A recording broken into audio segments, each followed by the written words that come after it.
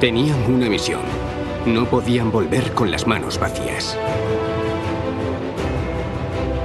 Visitaban archivos, museos e interrogaban con ímpetu a la población.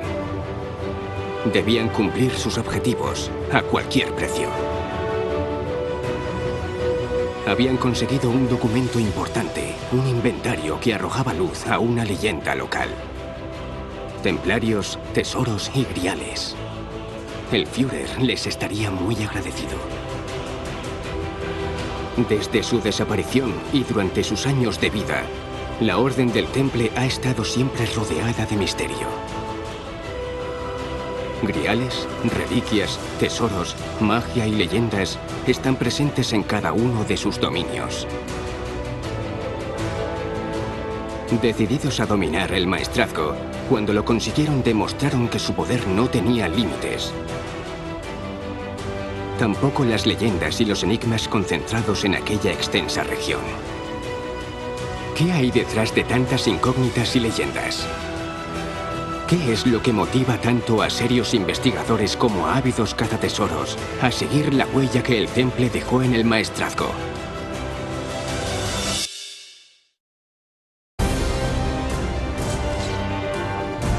Cuando sus días de gloria acabaron, los templarios concentraron sus intereses en el maestrazgo. Pagaron un alto precio por poseer todo aquel territorio. La misma fe que los creó, los destruyó. Sabían algo que la historia nos había ocultado. Las últimas piedras que levantaron en el maestrazgo esconden su verdad.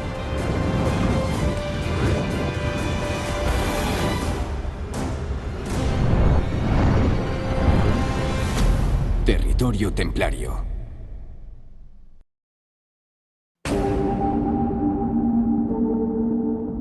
Llevaban días tratando de recabar información. No creían que fuera tan difícil encontrar pistas que le llevasen a su objetivo. La gente no colaboraba. No sabían de lo que les hablaban. Apenas conocían el pasado templario de la región. Sin embargo, hallaban la huella del Temple en todo lugar que visitaban. El imaginario de la orden militar más poderosa de la cristiandad había sobrevivido en el maestrazgo, acompañado de enigmas y de alegorías de todo tipo. De norte a sur y de este a oeste, a lo largo y ancho de nuestra geografía, numerosos castillos, atalayas y almenas sobreviven al paso del tiempo. Reyes y reinas, caballeros y princesas, campesinos, guerra, barro, sangre, epidemias, hombres de fe y herejías. Sobre las ruinas de lo medieval se ha forjado la imagen mitificada de una época oscura y sangrienta. Por ejemplo, nos imaginamos todas las iglesias sin pintar y sin decorar. Sin embargo, estaban todas llenas de color, muchas veces encaladas en blanco. Los castillos eran más confortables de lo que ahora, de la dureza en la que ahora nos ha llegado. Eso nos crea una distorsión, ¿no? Una distorsión un poco romántica a veces. Son personas que están pensando solamente en la muerte, por ejemplo, en una visión muy oscurantista o demasiado idealizada, demasiado de caballeros y princesas. Digamos que vendría a ser el concepto pseudocientífico que viene dado por la mayoría de novelas pseudocientíficas que están proliferando en estos tiempos, no solo novelas, sino series de televisión y también películas. De manera que nos encontramos con mezclas variopintas de templarios, teutones, el Vaticano, los nazis y el Santo Grial. Durante siglos, la Edad Media hispánica fue el escenario de las cruzadas en Occidente. La Europa feudal y cristiana se enfrentaba al Islam, llegando a nuestros días la imagen de un mundo en guerra, respaldado por novelas de caballería y relatos de misterio. Tesoros y leyendas. ¿Dónde quedan los límites entre la realidad y la ficción? ¿Reconocemos nuestro pasado medieval cuando lo vemos? Lo inmaterial también sobrevive al paso de los siglos. Cada año en Cuaresma, Castellón conmemora su fundación en un ambiente lúdico y festivo, cargado de luces y de simbolismo. La población parte el tercer sábado de Cuaresma desde la plana hacia la ermita a visitar a la Magdalena en un intento de recuperar sus orígenes. Caballers, per la Mare del Lledó, Sant Jaume y Sant Cristòfol. En la fiesta y en la tradición se esconde la realidad de quienes, en más de una ocasión, volvieron a su lugar de procedencia para encomendarse a la Virgen ante episodios de sequías y epidemias. En el caso de las fiestas de Castellón, lo que se conmemora efectivamente es el traslado de la ciudad desde su emplazamiento originario a su nueva ubicación en la plana, en el llano. Es un proceso que efectivamente se produce en Castellón, pero se produce en casi todo el territorio valenciano. Es decir, el cambio de hábitat que supone la conquista cristiana es abandonar el hábitat de altura. Se despueblan también las alquerías musulmanas que estaban esparcidas por las zonas agrícolas y la población se concentra en villas fortificadas. En 1251, Jaime I permitió a los habitantes del Castell Fadrell, en el Cerro de la Magdalena, que bajaran a la plana. La primitiva ermita se encontraba entre los restos del antiguo castillo perteneciente a Borriana, enclave donde la Orden del Temple era dueña de un tercio del territorio y de varias alquerías. Hubo presencia templaria y con ellos sus castillos, sus leyendas y sus santos, como la Magdalena. Podemos ver que los templarios tenían una devoción hacia María Magdalena especial. Todas las zonas que fueron encomienda templaria se mantienen muchas ermitas, muchas tradiciones relacionadas a esta santa. Era más fácil identificarse con un pecador redimido, o en este caso con una pecadora redimida. Eso estaba era más común entre todas las personas. Todas las personas tenían sus matices de grises y el poderse redimir, poder quitarte todos tus pecados de la vida cotidiana y llegar a una cierta santidad, era más asumible que, por ejemplo, imágenes idealizadas como la María, la Madre de Dios o Jesús. La actual ermita, construida a mediados del siglo XV, dedica uno de sus altares también a San Bernardo de Claraval, precursor de la Orden del Temple.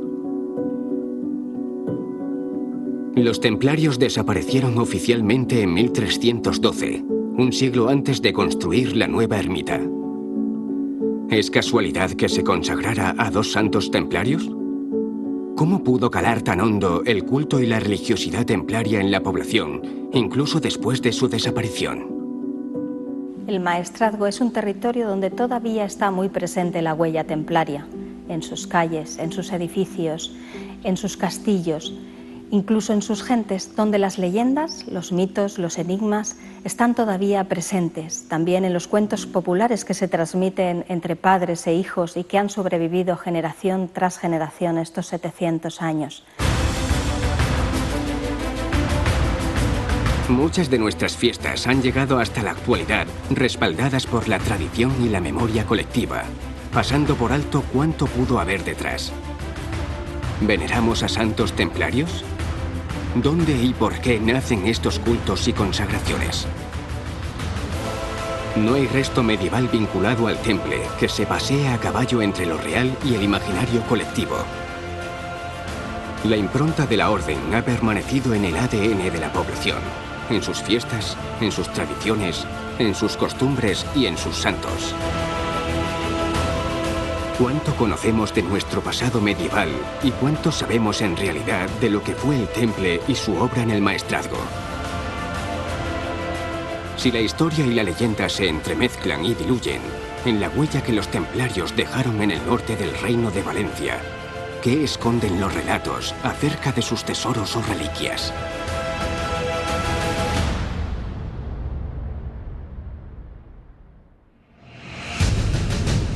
Los dos cazatesoros estaban convencidos de que el Maestrazgo les depararía grandes sorpresas.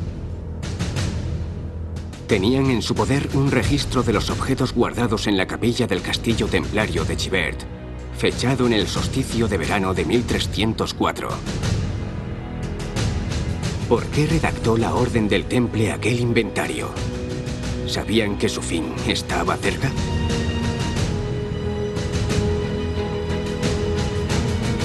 En la población, en Alcalá de Chivert, uno de los grandes mitos en torno al temple cobra fuerza.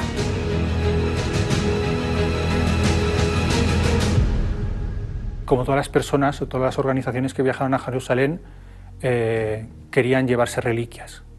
Y era una cosa muy preciada, que tenía un gran valor el volver todos los que iban a Jerusalén volvían a Europa con reliquias. Los grandes caballeros, las grandes hermandades y la Orden del Temple no fue una excepción. Sin embargo, durante la época romántica se le fue asociando a que poseían una serie de reliquias especiales, unas que no han aparecido. Cerca de 200 años pasó la Orden del Temple en Tierra Santa. Allí radican sus orígenes y el porqué de su nombre.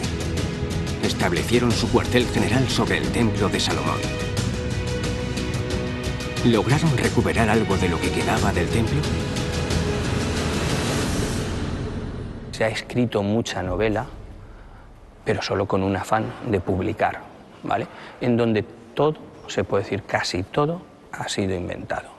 El unir, digamos, grandes tesoros a la Orden del Temple, no.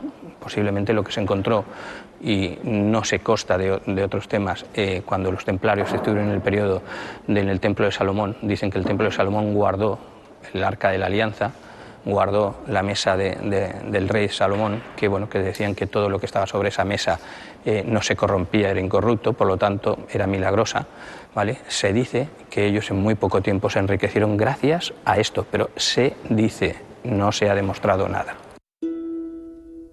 La predilección medieval por las reliquias y la estancia de los pobres compañeros de Cristo sobre los restos del Templo de Salomón han dado rienda suelta a la imaginación de quienes les atribuyen haber recuperado elementos de gran valor. El Arca de la Alianza y otros objetos engrosan una larga lista de tesoros en poder de los templarios, un catálogo presidido por el Santo Grial. ¿Lo poseyeron en realidad o forma parte del imaginario que hay detrás de la orden? Se dice, por las novelas artúricas, volvemos a los mitos y a las leyendas, que los templarios estuvieron siempre en la búsqueda del Grial. Bueno, parte de ellos los encontraron, los templarios que estuvieron al servicio de la corona de Aragón. Es un símbolo de la Eucaristía, ¿no? Pero también es un símbolo que esta sí podemos relacionar con los templarios, porque había un caballero templario alemán que se llamaba Wolfram von Eschenbach, que crea una composición, un poema caballeresco, se llama el Parsifal, y en esos versos del Parsifal se cita que los caballeros que estaban custodiando el Grial eran Templeisen, eran templarios.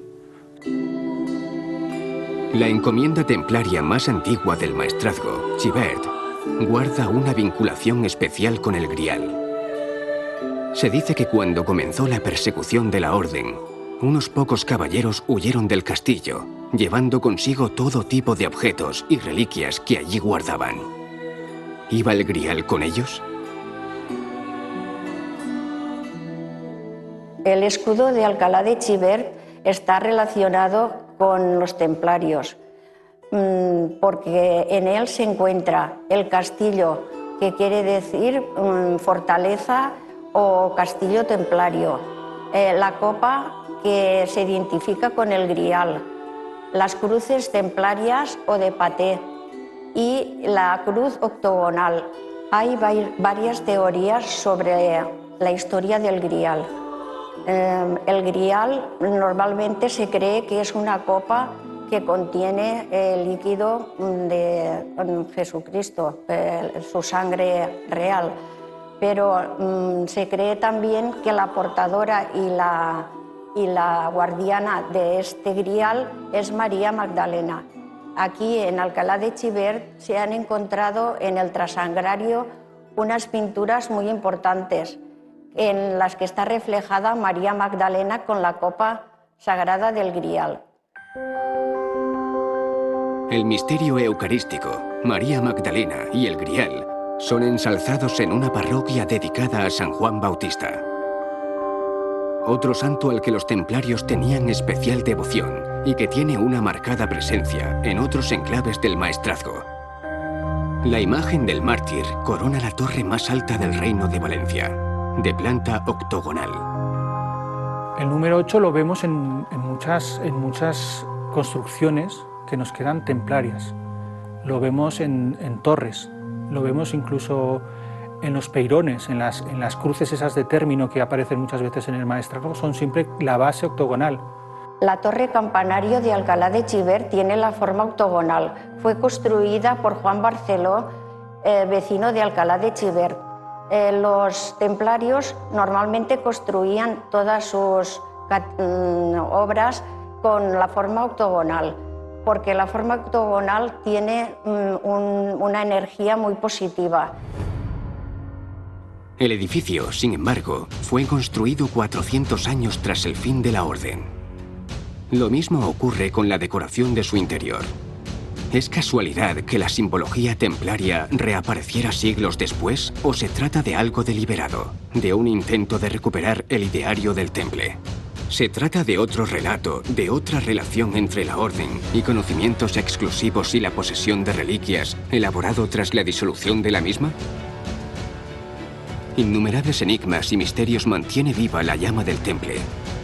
Tantas incógnitas lo caracterizan que cualquiera de sus huellas y símbolos invitan ciegamente a leer entre líneas.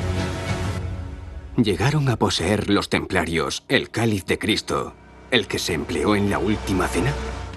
Es indemostrable que esa pieza fue exactamente la que estuvo. Lo que sí podemos saber es que es una pieza de origen romano y coetánea, o sea, que es de la misma época en la que vivió Jesús y que fue venerada durante siglos. Si la historia y la posesión de reliquias por parte de la Orden ha sido construida a lo largo de los siglos posteriores a su fin, ¿qué ocurre con sus riquezas? Esas que nunca encontraron ni sus perseguidores ni intrépidos cazatesoros muchos siglos después.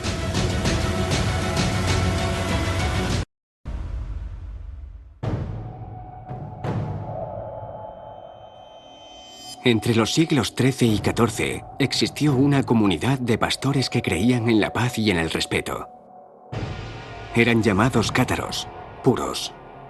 A pesar de todo, fueron perseguidos y quemados. Eran peligrosos para la Iglesia. Su historia, después de su desaparición, corre en paralelo a la del Temple, también en el Maestrazgo. Con el paso de los siglos, hay quienes les han seguido la pista por reconocer en ellos a los custodios del Grial y de otras reliquias y tesoros. La mayoría de los creyentes cátaros en el Pirineo eran o bien labradores o sobre todo ganaderos, pastores, tenían rebaños de ovejas, de tal manera que eran grandes conocedores de todos los pasos de montaña, de todos los senderos y rutas de la transhumancia. Y muchos de estos pastores justamente llegan a nuestras tierras porque por esas rutas de transhumancia, esas rutas de transhumancia donde el ganado pasaba en los Pirineos los veranos, era el pasto de verano, y venían a pasar la invernada en esta zona situada entre Tortosa, Peñíscola y San Mateo. Lo que buscaban eran pastos que estuvieran frescos y buenos. La transhumancia aparece en todos los sitios desde época inmemorial. Hace miles de años, los primeros pobladores del Maestrazgo pintaron en las paredes de cuevas y abrigos escenas sobre sus actividades y su mitología.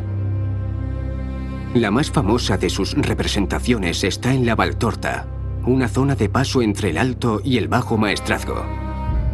La bondad de sus aguas, la riqueza de sus recursos y su clima, milenios después, seguían atrayendo a comunidades que venían desde lejos, buscando la calidez de la zona y la tolerancia de sus señores. Y a diferencia de los primeros moradores, quienes pintaban sobre las paredes su modo de vida depredador, estos no vivían de la caza, sino de la ganadería. Los cátaros no tenían ningún privilegio en la transhumancia, ni de impuestos, ni de pontazgos, ni de nada, porque es que eran clandestinos, no podían ir por ahí diciendo, oye, yo soy cátaro, dadme un descuento, porque inmediatamente iba a la cárcel o a la hoguera.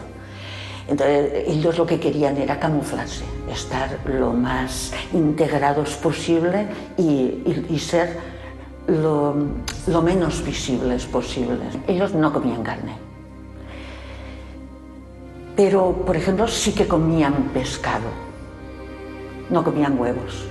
Y era porque, primero, ellos rechazaban todo tipo de violencia. Ellos no mataban animales, mucho menos hombres, claro. Los principales beneficiarios de estas prácticas trashumantes eran los señores de las tierras por donde pasaban y las ciudades que comerciaban con la lana. De oeste a este, desde Teruel hasta Peñíscola, no cruzaban otro territorio que no perteneciera a la Orden del Temple. ¿Protegían a unas comunidades perseguidas, declaradas como heréticas a cambio de mejores rentas? ¿Por qué estaban dispuestos a correr ese riesgo los templarios? En parte, algunos piensan que templarios y cátaros son totalmente antagonistas, pero hay un hecho muy relevante que es determinante. Prácticamente todas las comunidades cátaras se establecieron en domus templarias. En el maestrazgo lo que hicieron fue una gran labor de repoblación, de gestión del territorio, gestión económica, pero también una gran labor en la convivencia entre diferentes religiones. Sin embargo, una vez que se asientan, consiguen que se desarrollen, que la economía crezca. Hay ejemplos claros de encomiendas en las que hasta que no llega el temple hay una sucesión de señores que no consiguen asentar población. Además de monjes y guerreros, la Orden del Temple también se caracterizó por su perfil económico. Cada encomienda controlaba el tejido productivo de la zona. ¿Protegieron los templarios a los cátaros por la pujanza de su actividad económica o hubo algo más? Se encuentra aquí el origen de la relación entre ambos, una vinculación más allá de lo religioso y creada en torno a la custodia de reliquias. Quienes persiguieron primero a los cátaros y luego a los templarios buscaban riquezas, grandes cantidades de dinero fruto de sus actividades económicas. Al no aparecer una gran cantidad de dinero, que es lo que esperaban, se generó la leyenda. Es más lo que se ha ido haciendo se ha ido diciendo de ellos durante siglos que lo que realmente podemos llegar a saber en este tipo de cosas. Y sí es verdad que hubo algunas misiones alemanas pertenecientes a la Ahnenerbe, que era la oficina que tenían las SS destinado a este tipo de investigaciones histórico, arqueológico, mitológicas por toda Europa, en busca de claves, en busca de secretos, en busca de conocimientos que pudieran ayudarles en la guerra, ¿no? Estuvieron detrás de distintos objetos mágicos que llegaron incluso a España, porque en España tuvimos la visita de nada menos que del propio Himmler, de Heinrich Himmler, que fue el principal directivo, el principal director de las SS. El Indiana Jones que nosotros conocemos, en realidad lo que está describiendo es un tipo de arqueólogo, de investigador que proliferó en la Europa de aquella época. Proliferó, no es que hubiera muchos, pero había equipos destinados a eso, de origen alemán y que estuvieron persiguiendo por distintos elementos, ¿no? Quizás el más conocido sea Otto Rahn, que fue un individuo muy interesante, que estuvo en Francia en torno al castillo de Rennes-le-Château y que tuvo oportunidad de investigar pues, el tema templario y cátaro sobre todo, ¿no? Existen regiones geográficas con un atractivo natural que ha cautivado al ser humano desde tiempos remotos. El maestrazgo ha sido el escenario de historias de supervivencia. Quienes pintaron escenas de caza en las paredes de abrigos rocosos encontraron el refugio idóneo para que miles de años después siguieran llegando nuevos habitantes huyendo del frío invierno de la intolerancia. Los templarios eran respetuosos con los demás, porque además eran respetuosos con los sufís, respetuosos los sufís de árabes, ¿no? O con los rabinos. Eran respetuosos con otras religiones y con otra forma de ver la religión. Tan grande fue la influencia del temple en el desarrollo económico y en el clima de respeto de la región. Caminos milenarios han permitido la llegada al maestrazgo de personas y colectivos queriendo prosperar. Unos por la lana, otros por las rentas y otros persiguiendo reliquias que nunca han sido encontradas. O tal vez sí. ¿Qué buscaban realmente quienes ansiaban las riquezas del temple? ¿Cuál fue el verdadero legado que dejaron en el territorio templario que formaron en el maestrazgo?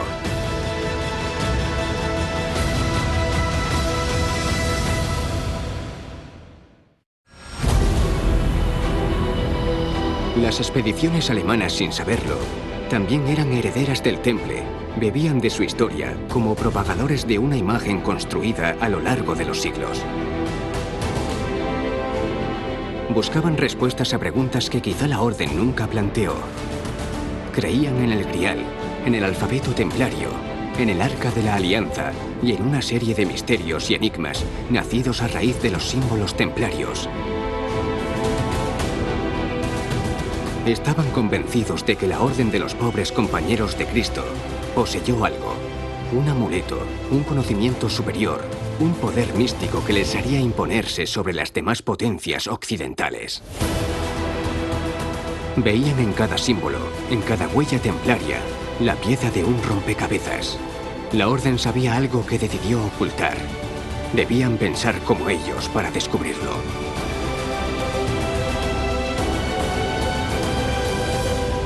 En el caso de los alemanes, sí es verdad que la Orden Negra, las SS, se creó un poco tomando de aquí y de allí algunas de las características de otras órdenes exitosas a lo largo de la historia, como los jesuitas, por ejemplo, como los templarios o como los caballeros teutónicos, que era un poco la versión germana de los templarios. Se fundaron unos pocos años después, pero un poco siguiendo la misma línea de los templarios.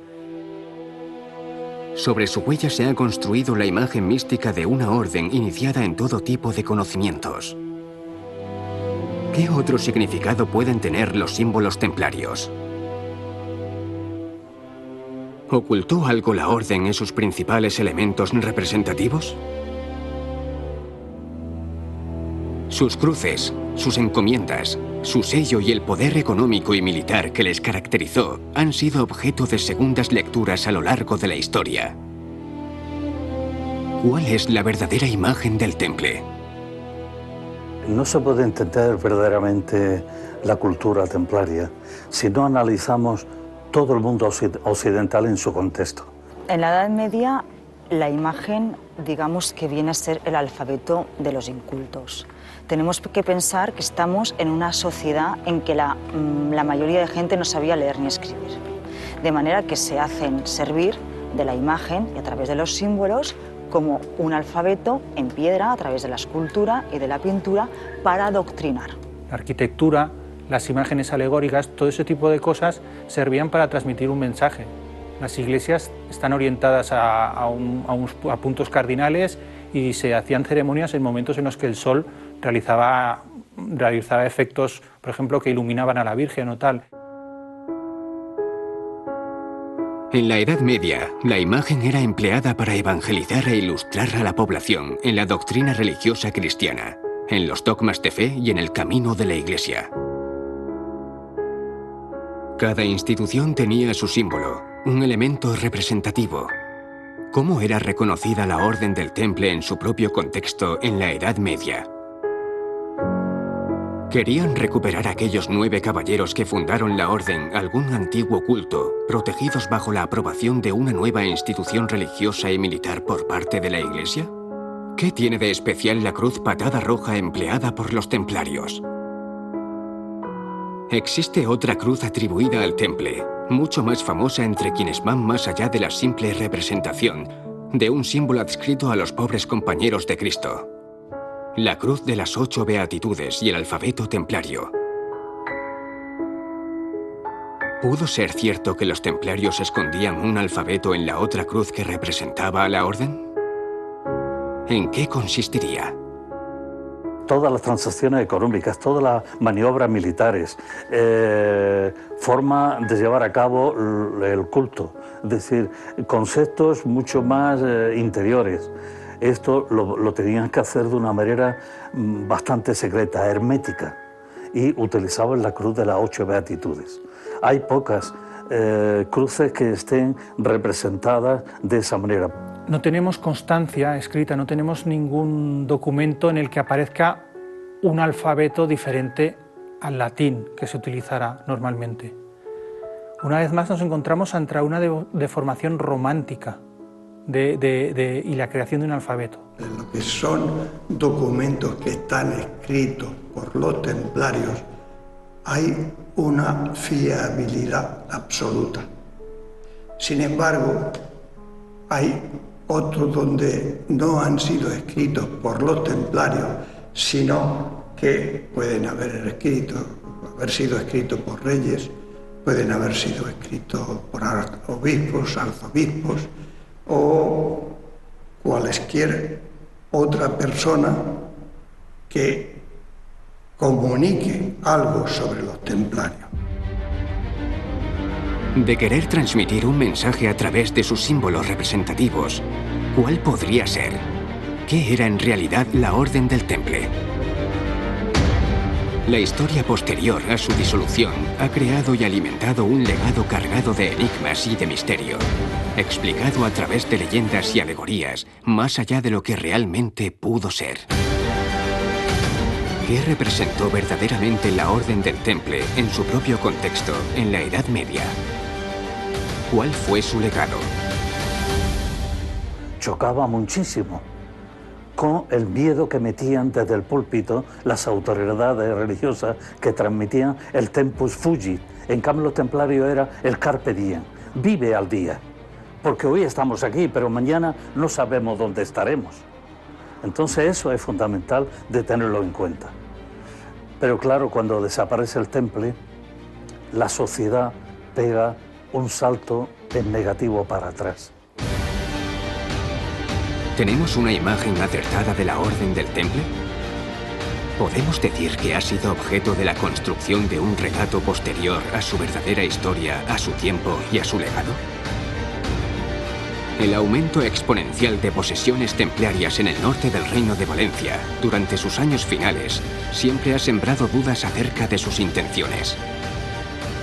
Si sus símbolos, sus acciones y su ideario han dado lugar a lecturas alternativas, la adquisición de Peñíscola y la compra de Culla llevan consigo historias de magia, alquimia, geomancia y fuerzas sobrenaturales. ¿Cuáles fueron las pretensiones reales de los templarios en el maestrazgo?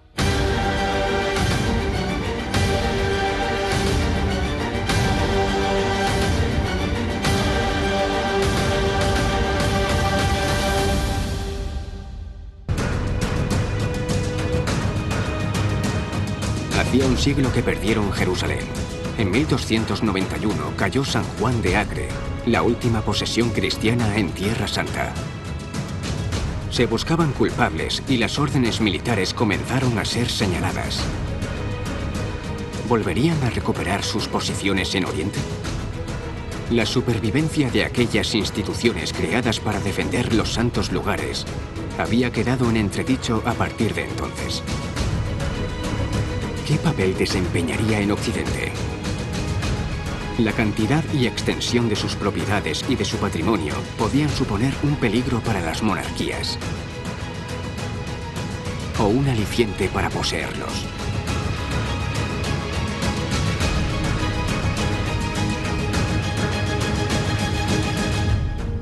Originariamente y a lo largo de su historia, este patrimonio debía contribuir a la defensa de Tierra Santa, y así lo hicieron, cosa que implicaba una financiación importante desde Occidente a Oriente y que en un cierto modo algún autor ha señalado que fueron como las primeras multinacionales. Eso funcionó de forma importante en sus 2 primeros siglos de historia, pero precisamente con el desplome de los territorios cruzados orientales, toda esta situación se vio afectada.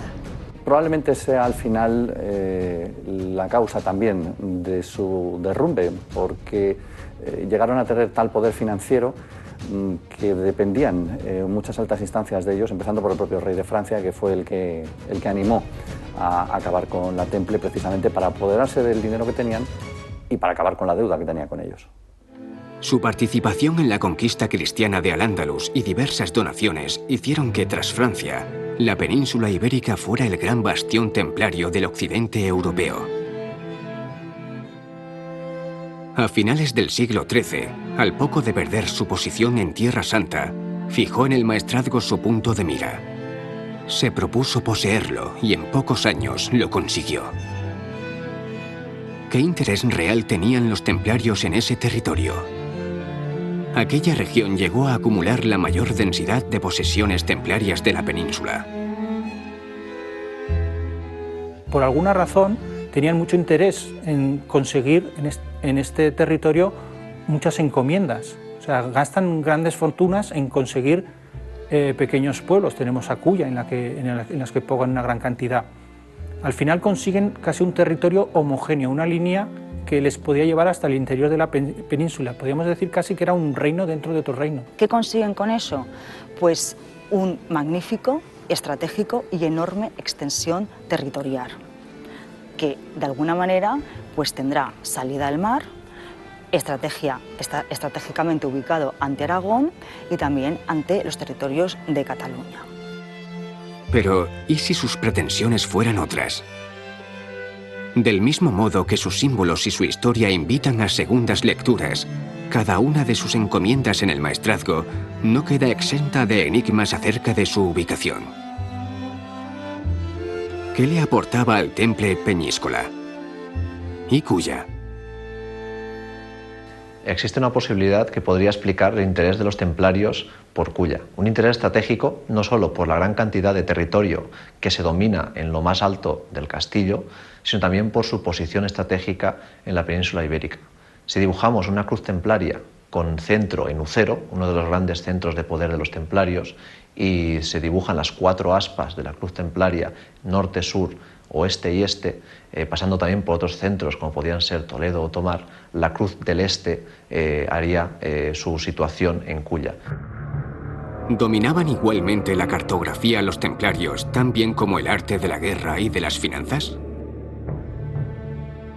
Trazar una cruz templaria cuyo centro radique en San Bartolomé de Ucero supone localizar en cada uno de sus brazos enclaves templarios enigmáticos como Tomar, Toledo, Caravaca, Culla y en el norte, la comarca dolménica de Guipúzcoa y el castillo de Puente Viesgo. Es un hecho relevante que equidiste del punto más al oeste y del más al este de España ese punto. Incluso si desde allí construyéramos una cruz paté, una de sus ramas pasaría por Culla. Entonces ahí se juega con el misterio. O sea, efectivamente sí, equidistan, pero no tenemos constancia de que ellos lo supiesen. Y si lo sabían, ¿cómo lo sabían? ¿Existen enclaves templarios marcados por pautas geográficas? De ser cierta esta relación espacial, ¿cómo es posible que alcanzaran tal precisión en sus cartografías? Sus posesiones en el maestrazgo se localizan entre Peñíscola y Teruel. Ambas localizaciones se encuentran a 40 grados 20 minutos de latitud norte. Podían cruzar el maestrazgo, parando cada 30 kilómetros en cada una de sus encomiendas. La costa y el interior quedaban así conectadas y dominadas por el temple, junto a sus recursos. Las salinas de Peñíscola. Hay un episodio muy interesante que es el de la gabela de la sal, que la gabela viene a ser pues, un tributo o un impuesto del señor feudal. Cuando Peñíscola pasa a manos templarias, lo que sucede es que ellos se hacen con la gabela de la sal, de manera que los territorios cercanos del maestrazgo, de la Tinensa y también de Espós de Morella, tenían la obligación de comprar en las salinas de Peñíscola por el precio de 12 dineros. ¿Eso qué le supone al temple? Pues una riqueza extraordinaria. Si analizamos toda la laboriosidad de los templarios, nos daremos cuenta que en todas las encomiendas se trabajaba de todo, porque en todo se hacía todo, pero en algunas, en la mayoría, había un trabajo más relevante que la hacía más importante, porque de esa manera podían establecer unos intercambios culturales y económicos muy grandes con el resto de la sociedad. Es decir, estamos hablando de una sociedad competitiva. Ellos, dejando al margen la cuestión religiosa, los templarios habían asumido la importancia que tenía que la persona fuera emprendedora, un término que se conoce mucho ahora y se habla muchísimo en el siglo XXI, pero ya en el siglo XIII, en el siglo XII, siglo XIII y comienzos del XIV, los templarios ya tenían asumida esa palabra, gente emprendedora. Algo que no es casual en las ubicaciones templarias es la explotación de todos y cada uno de sus recursos. Sacaban partido a cada uno de sus bienes, incluyendo los enterramientos en cementerios templarios. ¿Qué valor puede tener la creación de un gran símbolo que estructurara la geografía templaria peninsular? ¿Qué conexiones reales pudieron establecer los templarios entre todos aquellos enclaves? Si no elegían sus ubicaciones en función de una relación geográfica especial, la Orden del Temple poseía un dominio cartográfico que se adelantó varios siglos a los avances que dieron lugar a la era de los descubrimientos. ¿Es una casualidad o existe una cartografía templaria que vertebra su presencia en la península ibérica?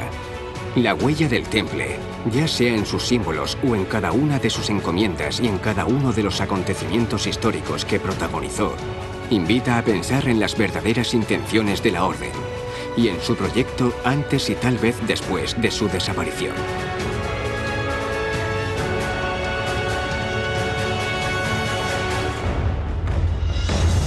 Una cruz, un cáliz y otras reliquias, un mapa y un alfabeto encriptado. Podrían no tener relación alguna, pero son piezas del rompecabezas que conforma la imagen actual del Temple. La orden militar más poderosa de la cristiandad ha pasado a la historia, acompañada de leyendas y enigmas de todo tipo. Su realidad, la versión que contaron sus verdugos y el relato que se ha construido siglos después, en torno a su historia, se entremezclan, llegando hasta nuestros días una imagen difusa de lo que fue. Cuando te acercas al templario, lo que buscas es un gran guerrero, con grandes batallas, tíos con espadas, ¿no? Buscas un poco la fantasía. Sin embargo, cuando te acercas a la documentación, lo que ves es que son unas personas que trabajan mucho por esta convivencia, por la paz. O sea, eran más unos grandes pacificadores que unos grandes guerreros. ¿Quiénes fueron los templarios? ¿Poseyeron algo que la historia nos ha ocultado? Su poder, lo que fueron en realidad, quizá esté por descubrir.